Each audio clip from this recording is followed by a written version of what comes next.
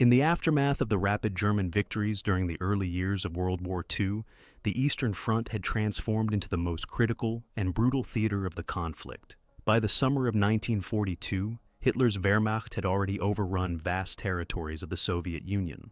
Operation Barbarossa in 1941 had failed to bring about the decisive collapse of the USSR, but it had inflicted severe losses and pushed the front hundreds of kilometers eastward. The failure to take Moscow, however, was a severe strategic setback, and as winter gave way to spring in 1942, Germany prepared to regain the initiative. At the heart of the German strategic calculus lay the oil fields of the Caucasus and the symbolic city of Stalingrad. The German economy, strained by years of warfare, was increasingly reliant on access to energy resources. Hitler's plan, codenamed Case Blue, Fall Blau, was to strike southeast into the Caucasus to seize the oil of Baku and Grozny.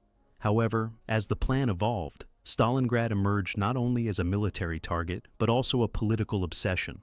The city bore the name of the Soviet leader himself, and Hitler's fixation on capturing it grew out of a desire for both strategic control and ideological symbolism. The Soviet Union, battered but not broken, had spent the winter of 1941-42 rebuilding its shattered Red Army. While the Wehrmacht retained battlefield superiority in maneuver and tactics, the Soviets were rapidly adapting. Massive recruitment, industrial evacuation, and the relocation of factories east of the Urals allowed Stalin to continue supplying and expanding his forces. Furthermore, the psychological and political resolve of the Soviet leadership and population remained unyielding despite the horrific cost of war.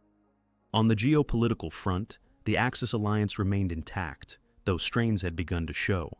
Italy's failures in North Africa and the Balkans had diverted German attention, while Japan's war in the Pacific offered no direct aid to Germany and the USSR. Meanwhile, the Western Allies were applying growing pressure with their campaigns in North Africa and strategic bombing raids over German cities, though no second front had yet materialized in Europe. The Soviet Union repeatedly called for Western intervention, but until that came, it would have to face the German onslaught alone. Intelligence assessments in Berlin underestimated Soviet strength and overestimated the Wehrmacht's capacity to operate over vast and hostile terrain. Nazi high command failed to appreciate the logistical difficulties of advancing deep into the Soviet South, particularly without securing flanks or establishing reliable supply routes. Similarly, the rapid pace of German advances in 1941 had not produced a sustainable occupation strategy, leaving partisan resistance and supply disruptions rampant behind the front lines. In Germany, public sentiment remained cautiously optimistic in 1942. Propaganda emphasized German heroism, the supposed inferiority of the Slavic enemy, and the inevitable collapse of Bolshevism. Yet, beneath the surface, fatigue and unease were growing. The Wehrmacht had become overextended, its divisions scattered across thousands of kilometers. Casualties were mounting, and the sheer scale of the Eastern Front presented challenges that no amount of ideology could fully overcome. By the spring of 1942, both Hitler and Stalin recognized the strategic significance of the Southern Soviet Union. For the Germans, control of the Volga River and access to oil were essential for sustaining the war effort. For the Soviets, defense of Stalingrad was a matter of national survival. The city was a major industrial center and transport hub, its shipyards and factories vital to the Soviet war machine. Losing it would be a catastrophic blow, morally, logistically, and politically. Thus, the stage was set. What began as a methodical push toward the Caucasus would ultimately spiral into one of the most devastating battles in human history. The death of Germany's greatest army was not the product of a single misstep, but the culmination of geopolitical overreach, flawed planning, underestimated resistance, and the ferocious determination of an adversary who refused to yield. In the summer of 1942, Operation Blue, Fall Blau, commenced with swift initial advances. Army Group South was divided into two main spearheads. Army Group A, tasked with moving into the Caucasus to secure oil fields, and Army Group B, which was to push east toward the Volga and take Stalingrad. This division of forces marked a critical strategic decision by Hitler, one that would soon prove dangerously flawed. The Wehrmacht, already stretched thin from previous campaigns, was now attempting to operate two major offensives simultaneously across a vast and logistically demanding front. German forces advanced rapidly across the southern steppes, exploiting Soviet weaknesses left after the disastrous retreats of the previous year. The Red Army was still reeling from losses but had begun to consolidate along key defensive lines. Despite this, German armored divisions cut through resistance, capturing Rostov-on-Don by late July and threatening the approaches to both the Caucasus and Stalingrad. Luftwaffe air superiority played a key role in these initial gains, disrupting Soviet communication and transport. As Army Group A pressed toward the Caucasus, Army Group B turned its focus eastward. The 6th Army, under General Friedrich Paulus, and elements of the 4th Panzer Army, led by General Hermann Hoth, were directed to take Stalingrad. Initially, Hitler had not prioritized the city as a primary objective. However, as reports flowed in of its symbolic and strategic value, sitting astride the Volga and bearing Stalin's name, his obsession with its capture intensified. Orders changed, and the push for the city became the focal point of the southern campaign. Stalin responded by declaring Stalingrad a fortress to be held at all costs. The State Defense Committee and Stavka, the Soviet High Command, began deploying fresh units into the region. General Andrei Yeryomenko was assigned to command the southeastern front, with political oversight by Nikita Khrushchev. Reinforcements, including entire armies and thousands of civilians drafted for fortification work, were directed to Stalingrad. Women and children dug trenches and built barricades while under constant threat from German air raids. By late August, the Germans reached the outskirts of Stalingrad. On August 23rd, the Luftwaffe launched one of the most intense bombing raids of the war. The city was subjected to massive aerial bombardment that killed thousands and transformed its streets into fields of rubble. The industrial districts along the western bank of the Volga were set ablaze, and the civilian population was decimated. Yet, rather than breaking Soviet resistance, the bombing hardened it. Soviet troops crossed the Volga under fire, ferried by boats, barges, and rafts, to reinforce what would become the front lines in the city's ruins. The German command believed the Red Army was on the verge of collapse. The vast majority of Soviet formations had been mauled during the early stages of the campaign, and intelligence reports failed to detect the scale of Soviet reinforcements arriving daily. German commanders, especially Paulus, believed the city could be taken in weeks. However, the terrain of the city itself, a shattered landscape of twisted steel, broken masonry, and underground tunnels, negated much of the Wehrmacht's operational advantage. German infantry and armor began house-to-house fighting in late August and early September. The 6th Army, supported by heavy artillery and Luftwaffe bombing runs, attempted to grind its way through the northern suburbs and industrial complexes. Progress was slow and costly. Every block had to be taken repeatedly, as Soviet forces staged nightly counterattacks and clung to even the smallest positions. The Tractor Factory, the Red October Factory, and the Barricadi Complex became names etched into the blood-soaked history of the battle. Despite severe losses, German morale remained high in these early phases. The Wehrmacht was still advancing, and command believed victory was within reach. Paulus, a meticulous and loyal officer, followed orders without deviation. Hitler, increasingly isolated in his Wolf's Lair headquarters, demanded daily updates and personally approved tactical decisions. The ideological war had become a personal contest between Führer and General Secretary, between fascism and communism, embodied in the ruins of a single city on the Volga. As September began, the stage was set for a brutal attritional battle. What was intended as a swift conquest was turning into a meat grinder. German forces were now committed to an urban conflict for which they were neither trained nor equipped. Meanwhile, Soviet strategy was shifting, not to hold the city indefinitely, but to bleed the Germans dry within it, while preparing a trap outside its walls. The opening phase of Stalingrad was complete. The true struggle was only just beginning. The strategic goals that defined the Battle of Stalingrad reflected not only military imperatives, but deep political and ideological motivations on both sides. For Germany, Stalingrad was no longer merely a waypoint on the road to the Caucasus. it had become a primary objective in its own right. Hitler's fixation with capturing the city that bore Stalin's name represented a convergence of strategy and symbolism. Militarily, control of Stalingrad meant severing Soviet transport along the Volga River and shielding the left flank of the Axis push into the Caucasus. Politically, it was a potential propaganda triumph. The destruction of a namesake city would deal a psychological blow to the USSR and reinforce the myth of German invincibility. The Soviet Union, by contrast, saw the defense of Stalingrad as a matter of national survival. Losing the city would open the route to the southern heartlands and possibly endanger the critical oil-producing regions beyond the Caucasus. It would also shatter morale at a moment when the Red Army was still recovering from the disasters of 1941. Thus, Stalin ordered that the city be held at all costs, famously declaring, "Not a step back."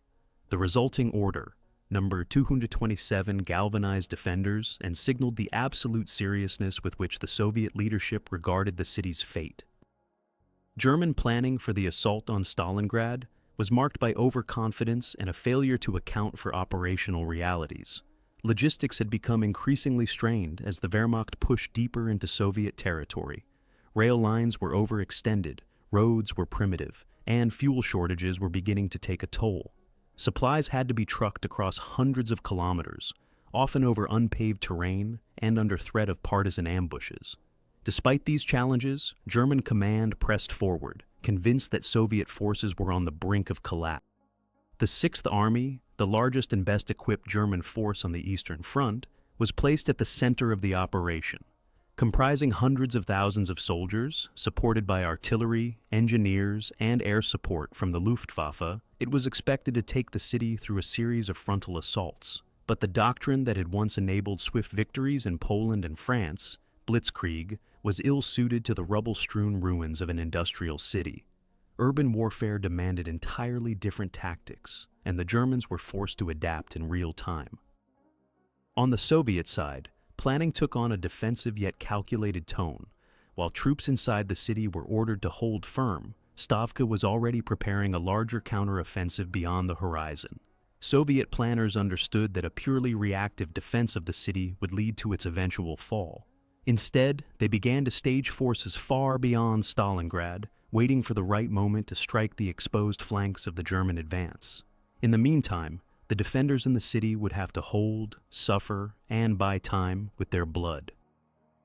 Propaganda played a crucial role on both fronts. German broadcasts painted the siege of Stalingrad as the final blow to Bolshevism, urging their soldiers forward in a righteous crusade. Soviet propaganda, on the other hand, emphasized heroism, sacrifice, and the moral superiority of those defending their homeland. Tales of individual bravery, some factual, some embellished, were spread throughout the Soviet Union to inspire resistance. These narratives were reinforced by state-controlled radio, newspapers, and political officers embedded with frontline units. Miscalculations abounded. The Germans underestimated Soviet resilience, the depth of enemy reserves, and the ability of the Red Army to continue reinforcing the city under the cover of night and fog across the Volga. Hitler, blinded by personal pride and the mirage of victory, dismissed reports warning of overextension and vulnerability on the flanks. He refused to allow flexibility in planning, instead demanding a total commitment to taking the city, regardless of changing conditions. The Soviets, while more adaptive, also made costly errors. Early in the battle, coordination between units was often poor, and hasty counterattacks led to significant losses. But over time, Soviet command improved integration between infantry, artillery, and newly arrived reinforcements. Logistics, though hampered by destruction and river crossings, began to stabilize. Crucially, Soviet planners understood the broader picture.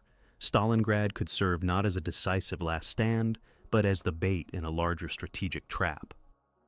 By October 1942, both sides were committed to the struggle in full measure.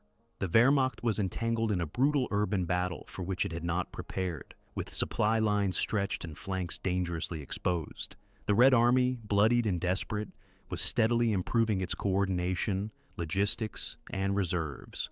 What remained was the clash of attrition. The grinding street-by-street combat that would bleed both armies while setting the stage for a decisive reversal. The planners on both sides had made their gambits. Now, the soldiers would pay the price. As October gave way to November 1942, the battle for Stalingrad entered a new, even more brutal phase.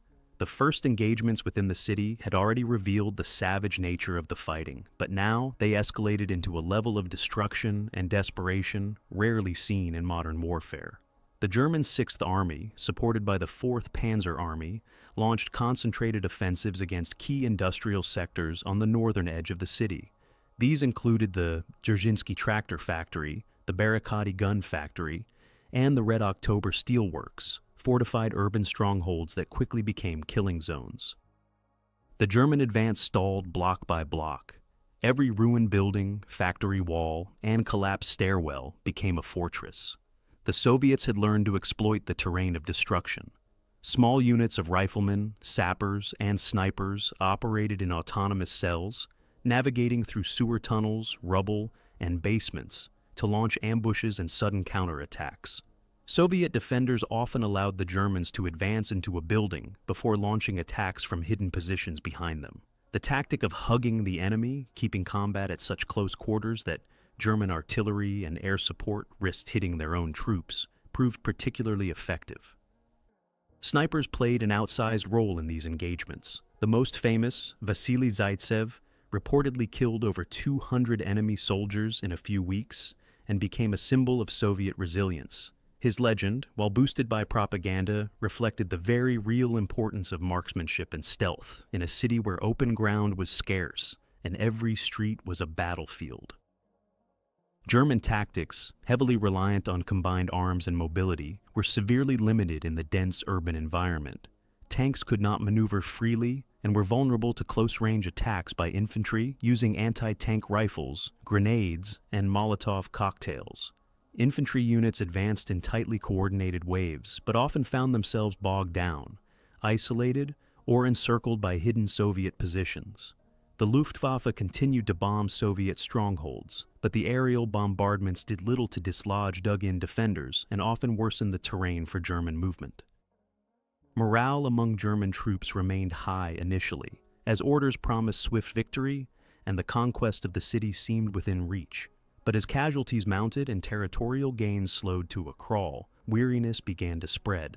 Units were forced to rotate constantly due to exhaustion and losses. Food, ammunition, and medical supplies grew harder to deliver through the overstretched logistical system. Despite this, Paulus remained confident and pushed his forces to continue the assault. The Soviet side endured even harsher conditions. Soldiers often went into battle without adequate food, rest, or warm clothing. Medical care was rudimentary, and many wounded men died in makeshift aid stations. Yet the flow of reinforcements across the Volga continued unabated. Entire divisions were ferried under cover of darkness and artillery fire, replacing losses and reinforcing key sectors. The commitment of the Soviet leadership to hold the city was absolute. Retreat was not an option, and failure was synonymous with treason. Civilians who had not evacuated endured unthinkable suffering. Many lived in basements and ruins, exposed to constant shell fire and without access to clean water or food. Some were pressed into service to dig trenches, build fortifications, or recover the wounded. Disease, hunger, and exposure claimed thousands, and yet many refused to leave the city, viewing their survival as a form of resistance. For both sides, Stalingrad had become not only a military objective, but a symbol of national determination, and no sacrifice was deemed too great. As the battle intensified, so too did the sense of stagnation. The Germans were making gains, but they came at an unsustainable cost. Each factory district was captured only after days of ferocious fighting, and even then, Soviet forces would often retake them within hours. The front lines inside the city shifted constantly, but no clear breakthrough was achieved. German high command, particularly Hitler, remained obsessed with complete victory, refusing to consider a withdrawal or pause in operations. In the meantime, Soviet forces were preparing something far more significant than mere urban defense. Beyond the city, on the steppes north and south of Stalingrad, vast reserves were being assembled in secret, Entire armies, including mechanized corps and armored divisions, were concentrating quietly out of German sight. Their purpose was not to reinforce the city, but to strike elsewhere. While German attention remained fixed on the ruins of Stalingrad, Soviet planners were setting the stage for an operation that would reverse the entire course of the war on the eastern. But in the city itself, the struggle continued unabated. Every day brought new casualties, new horrors, and new tales of heroism and despair. The first engagements had transformed into a battle of annihilation, one fought not in sweeping maneuvers, but in stairwells, alleys, and craters. And still, neither side was willing to yield. As November approached, the situation in Stalingrad reached a breaking point. Both the German and Soviet forces were fully committed, locked in a struggle that defied conventional military logic. The city itself had become a graveyard of men, machines, and entire divisions. The tempo of battle did not decrease. Rather, it accelerated. Assaults were launched and countered on a near-daily basis, with front lines shifting by meters. Commanders on both sides struggled to maintain coherence as chaos overtook strategic planning. The German position, though appearing strong on paper, was increasingly fragile. The Sixth Army held most of the city's western districts, including key factories and residential sectors, but these gains were deceptive. Paulus's troops were overstretched, suffering from attrition, cold, and logistical strain. Ammunition had to be trucked across long, vulnerable supply lines that ran through territory held by Axis allies, primarily Romanian, Italian, and Hungarian forces, whose own morale and equipment were far inferior. German high command, aware of these weaknesses, nevertheless believed the Soviets were too exhausted to launch any major counteroffensive before winter. Weather became an adversary in its own right. As temperatures plummeted in late October, soldiers on both sides faced frostbite, malnutrition, and trench foot. German equipment, especially tanks and vehicles not designed for Russian winters, began to fail in the freezing conditions. Soviet troops, better acclimatized and more prepared for the cold, continued to arrive across the Volga with winter gear and reinforced morale. While German forces occupied most of the ruined cityscape, they lacked the strength to finish the fight. Meanwhile, Soviet high command finalized its preparations for a massive counteroffensive, Operation Uranus. Conceived by Generals Zhukov and Vasilevsky, the plan was as audacious as it was devastating. Instead of directly attacking the German Sixth Army in Stalingrad, Soviet forces would strike the weaker Axis flanks to the north and south, held by under-equipped Romanian armies, and encircle the entire German force. The operation involved multiple fronts, over 1 million troops, and thousands of tanks and artillery pieces. It was to be a pincer movement on a continental scale. Unaware of the scale of Soviet preparations, German intelligence reported only minor Soviet activity outside the city. Paulus and his command staff received scattered warnings, including reports of troop concentrations and movements to the north and south, but these were largely dismissed. Hitler himself refused to entertain the idea that the Soviets could mount an offensive of any real consequence. His focus remained entirely on taking the remaining districts of Stalingrad, believing that once the city fell, Soviet resistance in the south would collapse. Political tensions within the German high command deepened. Field Marshal von Manstein, though not yet directly involved in the Stalingrad campaign, had expressed doubts about the operational feasibility of sustaining a prolonged siege with vulnerable flanks. In Berlin, dissent was muted but present. Reports from the Eastern Front were increasingly grim, though public statements continued to frame the battle as a heroic and inevitable German victory. The Nazi propaganda machine doubled down, portraying Paulus's men as valiant crusaders cleansing the East of Bolshevism. Inside the city, Soviet units continued to resist with grim determination. The 62nd Army, commanded by General Vasily Chuikov, had become a symbol of unbreakable defense. Chuikov operated from bunkers just meters from the front lines, communicating by field phone and dispatch runners. His command was decentralized, empowering local commanders to act on initiative and exploit German weaknesses. His forces used the environment to their advantage, hiding in rubble, setting traps, and launching sudden attacks that denied the Germans any true consolidation of their gains. The urban landscape itself became a tool of war. Factories continued to produce weapons under bombardment. Rubble provided cover. Fires lit the sky at night, while snipers, machine guns, and mortars created a deadly grid from which few attackers escaped. The Germans dubbed the conflict Rattenkrieg, Rat War, for its labyrinthine, claustrophobic nature. In truth, the term captured not only the style of combat, but the psychological descent both armies experienced. As the second week of November began, a deceptive stillness fell across the front. The Germans believed the Soviets were nearing collapse. The Soviets, meanwhile, had completed final positioning for a strike that would fundamentally reshape the battle, and, soon after, the entire war. In the ruined streets of Stalingrad, the final phase of siege warfare dragged on. But beyond the city, on the frigid steppes of southern Russia, thousands of Soviet tanks waited for the order to move. The crisis was about to explode. At dawn on November 19, 1942, the silence north of Stalingrad was shattered by the thunder of Soviet artillery. Operation Uranus had begun. Over 3,500 guns and rocket launchers opened fire across a 40-kilometer front held by the Romanian Third Army. The bombardment was precise and overwhelming, targeting command posts, artillery batteries, and troop concentrations. Within hours, Soviet infantry and armored units advanced behind the rolling barrage, punching through Axis defenses that were poorly constructed and inadequately manned. Many Romanian troops, ill-equipped and demoralized, surrendered or fled in disarray. The assault, led by the Southwestern and Don Fronts under Generals Vatutin and Rokossovsky, struck with such force and coordination that the Romanian lines collapsed before the Germans could respond. Soviet tanks bypassed pockets of resistance, exploiting gaps and racing toward deeper positions in the rear. By nightfall, several key strongpoints had fallen, and German liaison officers were urgently calling for reinforcements that did not exist. The next day, on November 20th, a second Soviet pincer was launched from the south, where the Stalingrad front, under General Yeremenko, struck the Romanian Fourth Army. The pattern repeated: heavy bombardment, breakthrough, encirclement.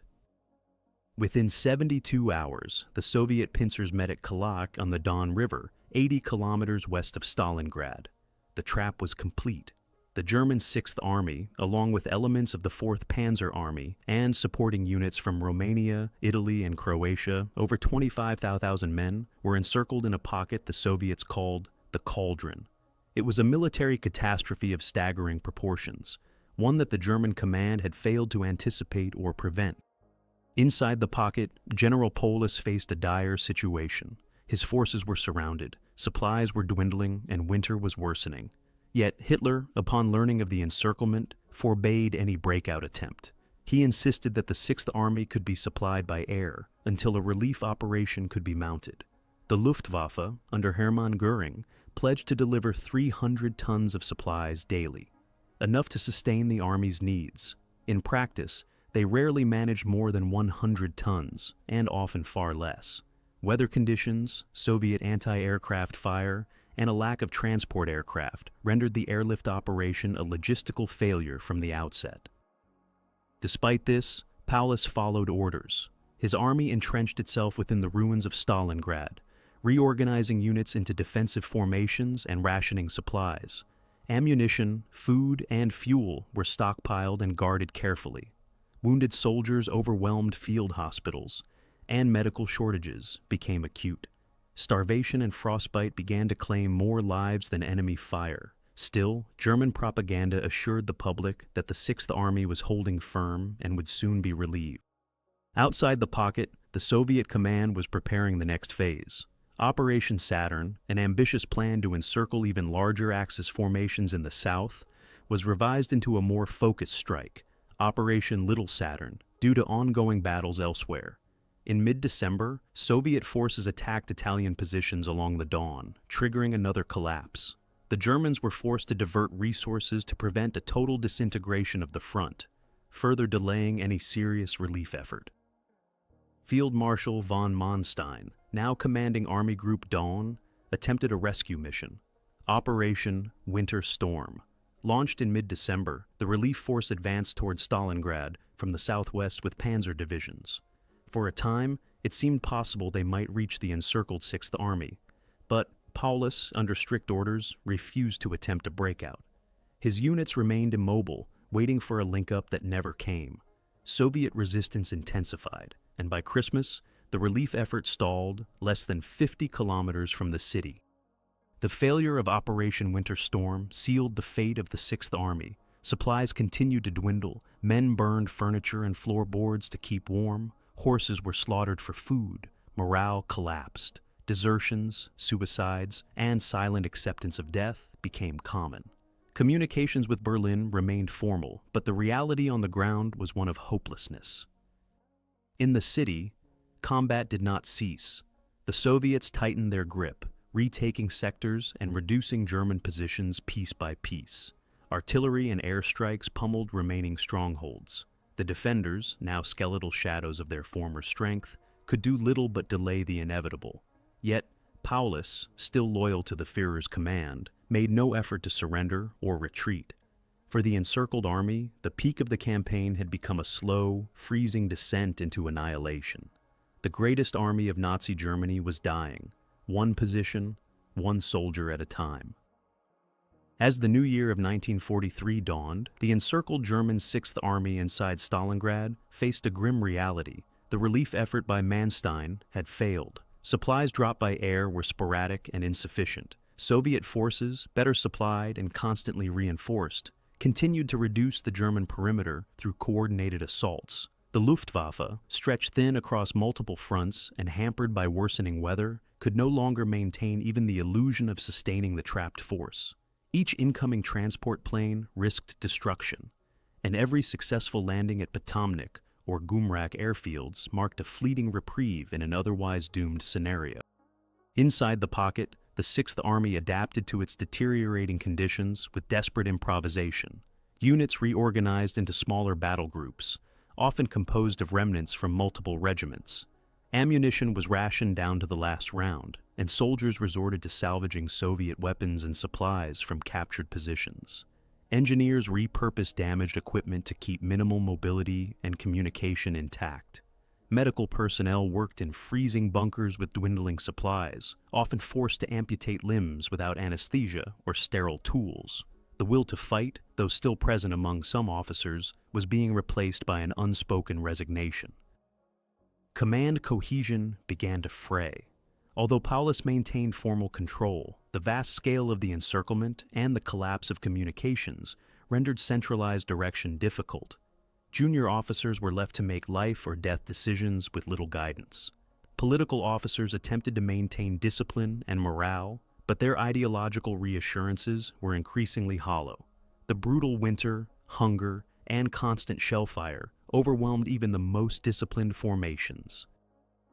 Soviet forces under General Chuikov continued relentless pressure from within the city, while external Soviet armies constricted the perimeter.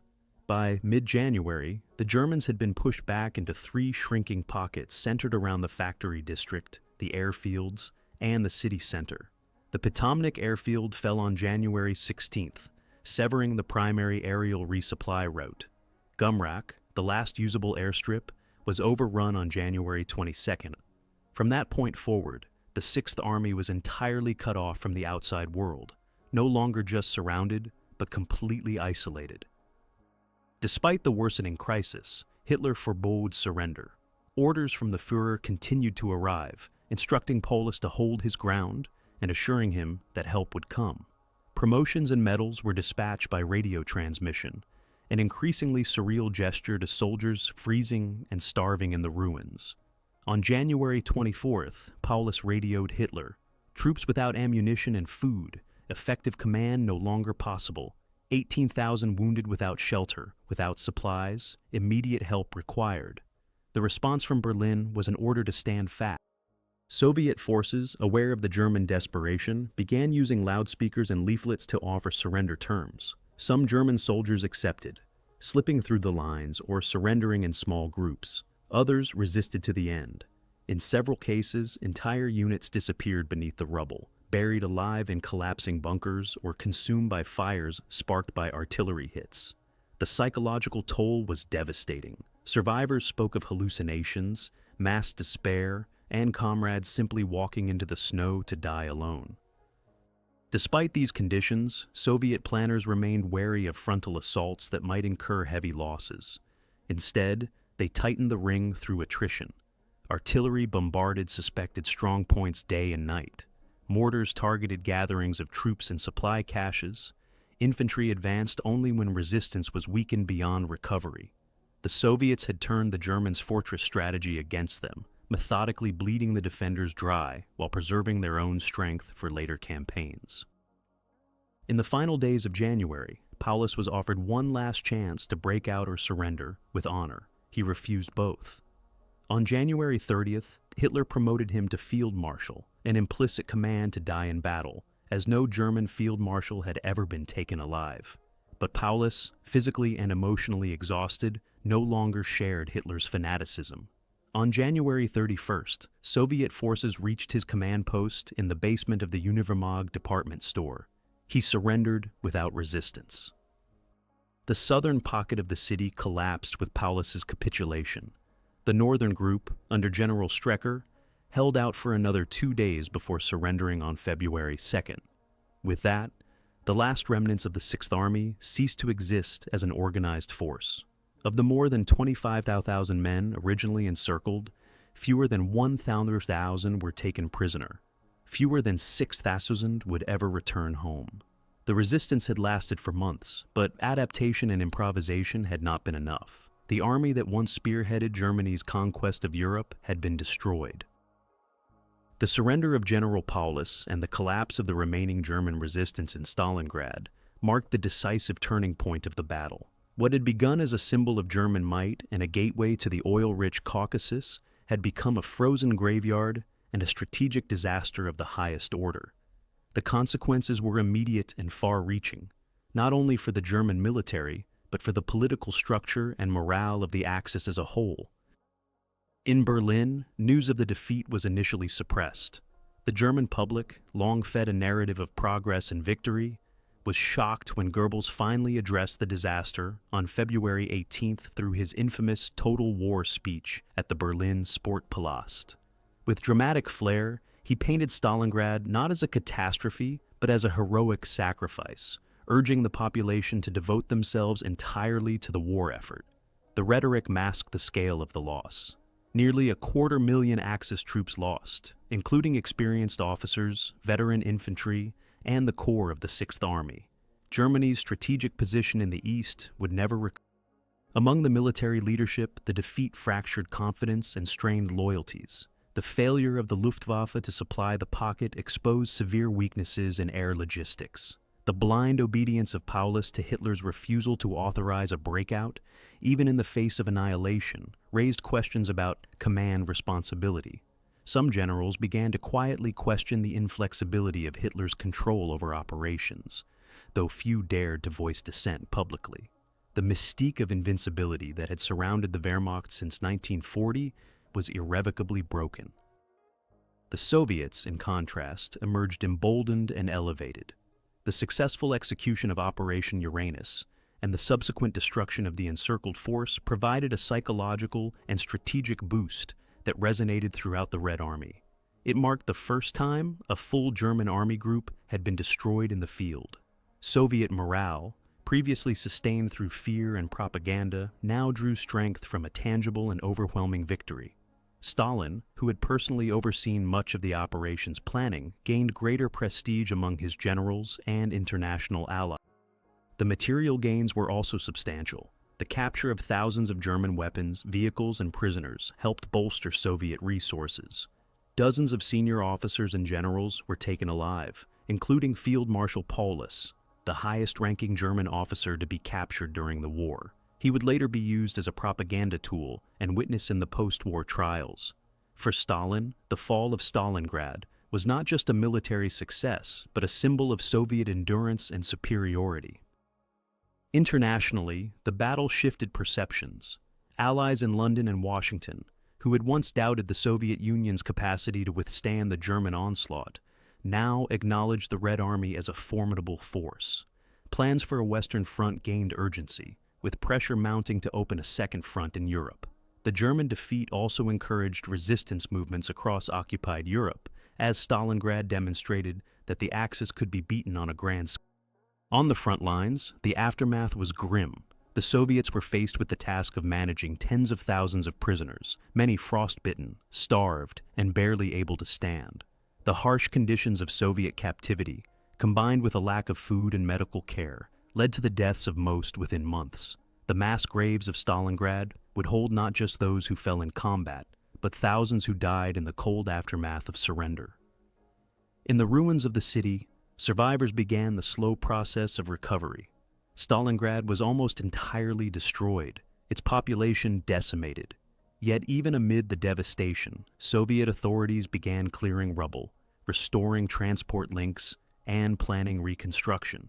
The city would be rebuilt as a monument to sacrifice and victory, its memory cemented in Soviet identity for generations. Monuments, medals, and stories of heroism proliferated, shaping how the battle would be remembered both domestically and abroad. For the German forces on the Eastern Front, the loss of Stalingrad was not just a tactical failure, it was a rupture in the very fabric of the war. From this point forward, the Wehrmacht would be increasingly on the defensive. Soviet momentum had been unleashed, and the long retreat to Berlin had begun. The turning point had been reached not with a sudden breakthrough, but with the slow, methodical destruction of an army that refused to retreat, trapped by orders, terrain, and its own illusions. The consequences would echo until the final days of the war. In the weeks and months following the German surrender at Stalingrad, the ramifications of the battle rippled across every level of military and civilian life within the Axis sphere. The immediate aftermath was defined by logistical chaos, humanitarian catastrophe, and a sharp realignment of German military doctrine. In occupied Europe, the defeat undermined German authority. And on the Eastern Front, Soviet forces seized the initiative to launch a series of follow-up offensives, driving the Wehrmacht ever westward. Inside the remnants of the Kessel, the encircled pocket where the Sixth Army had perished, the Soviets found devastation. The city was reduced to scorched ruins, the dead lying in frozen piles, often buried beneath layers of rubble and ice. Makeshift cemeteries were scattered between ruined buildings, and entire regiments had vanished into the ruins, leaving only weapons and burned-out equipment. Red Army recovery teams documented the extent of the German collapse, collecting weapons, ammunition, and gathering intelligence from captured documents and equipment. The condition of the German prisoners was appalling. Malnourished, frostbitten, and psychologically shattered, tens of thousands were marched eastward into Soviet labor camps. Many were too weak to walk and died en route. Soviet records estimate that of the approximately 91,000 prisoners taken, fewer than 6,000 survived captivity to return to Germany after the war. The treatment of prisoners, harsh and often fatal, reflected not only the brutal conditions of war, but also deep-seated Soviet resentment for the atrocities committed by German forces across occupied Soviet territory. The German military command was forced into immediate strategic recalibration. Hitler's insistence on holding untenable positions had led to the loss of an entire army and the disintegration of the Southern Front. The confidence that had driven German offensives since 1939 was now replaced by anxiety, internal blame, and an urgent need for reorganization. Trust in the Führer's military judgment was damaged, though the machinery of the Nazi state continued to suppress dissent. Efforts to reconstitute a defensive line in southern Russia faltered. Soviet armies, having secured the Stalingrad region, pressed their advantage with further operations aimed at the Donbass and Kharkiv. Though the Germans mounted temporary counteroffensives, including Manstein's successful but short-lived recapture of Kharkiv in March 1943, their ability to sustain operations was severely compromised. The loss of equipment, manpower, and morale at Stalingrad could not be easily replaced. Civilian populations across the Reich also felt the consequences. In Germany, the illusion of an inevitable Axis victory was shattered. Letters from the front and the growing number of casualty notices brought the war's brutality into German homes. For many, the war ceased to be distant. Recruitment intensified, and the Nazi regime expanded its use of forced labor and conscription, including among teenagers and older men. The ideological tone of Nazi propaganda shifted, focusing on survival and sacrifice rather than triumph and domination. In the occupied territories, Axis collaborators and Allied forces began to question their future. Romania, Hungary, and Italy, all of which had contributed troops to the Eastern Front, suffered enormous losses in the Soviet counteroffensives. The military leaderships in these countries grew increasingly wary of Germany's ability to protect their interests. The Battle of Stalingrad began a slow erosion of Axis unity, a process that would accelerate as the war turned against Germany on all fronts. For the Soviet Union, the aftermath was not simply about battlefield victory. It was about reclaiming the narrative of the war. The defense and eventual triumph at Stalingrad became the centerpiece of Soviet wartime propaganda. The city, renamed Hero City, symbolized the resilience and supremacy of socialism over fascism. Survivors of the battle were honored, and the Soviet people were told that the worst was over, that final victory was inevitable. Stalin's prestige reached new heights, consolidating his absolute control over the military and political spheres. In practical terms, however, the Soviet Union faced massive reconstruction challenges. Stalingrad had been obliterated. Housing, infrastructure, and industry were gone. Tens of thousands of civilians had died, and those who survived faced homelessness and starvation. Yet, remarkably, rebuilding began almost immediately. By spring 1943, reconstruction brigades, often composed of women, teenagers, and war invalids, were clearing rubble and restoring essential services. The Soviet state used the ruins of the city to demonstrate national resolve and collective sacrifice. Militarily, the Red Army studied the lessons of Stalingrad in detail. The success of large-scale encirclement, the coordination between fronts, and the strategic use of deception and reserve forces all became cornerstones of future operations. Soviet doctrine evolved rapidly, and commanders who had proven themselves, Zhukov, Vasilevsky, Rokossovsky, were elevated to leading roles in the broader war effort. The path to Berlin was now viewed not as a dream, but a goal within reach. As winter faded into spring, the Eastern Front was permanently transformed. The Wehrmacht no longer held the initiative. From Kursk to the Dnieper, from Smolensk to Kiev, Soviet forces would push westward in a campaign of liberation and vengeance. The collapse at Stalingrad was not just a loss, it was the beginning of a long, inexorable retreat for Hitler's armies. The catastrophe had revealed the limits of German power and marked the beginning of their decline. The legacy of the Battle of Stalingrad would extend far beyond the final gunshots and the shattered cityscape.